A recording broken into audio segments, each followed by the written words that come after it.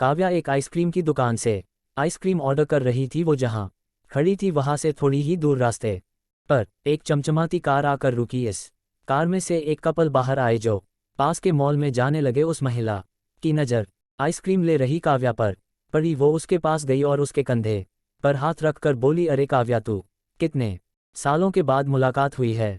हमारी काव्या ने उस महिला को पहचान लिया। वो कोई और नहीं, उसकी कॉलेज की सहेली कविता थी। कविता को देखकर वो खुश हो गई और उसकी ठाट बाट वाली जिंदगी से उसे खुशी भी हुई और मन ही मन अपनी जिंदगी से तुलना करने से दुख भी। कविता ने उससे उसके हालचाल पूछा और वो वहाँ क्या कर रही है वो भी। काव्या ने उसे बताया कि आज उसकी शादी की सालगिरह है, इसलिए वो और उसके पति इस आइसक्रीम पार्टी करने आए हैं। काव्या की बातें सुन कविता ने अचरज से कहा कि क्या तुम आइसक्रीम खाकर अपनी एनिवर्सरी मनाती हो? काव्या ने दुखी मन से जहाँ हाँ, हमारी फाइनेंशियल कंडीशन इतनी अच्छी नहीं है, इसलिए हमें सोच समझकर ही खर्चा करना पड़ता है। कविता ने अपनी बड़ाई मारते हुए कहा कि उसका पति उसे एनिवर्सरी पर लंदन ले गया था। वो आगे बोली कि उन्होंने उसे ये डायमंड की घड़ी भी गिफ्ट दी अपनी घड़ी दिखाने के लिए। जब उसने अपना हाथ ऊपर उठाया तो उसके हाथ में वो घड़ी नहीं थी। वो डर गई और अपनी घड़ी पर्स में खोजने लगी, लेकिन वहां पर भी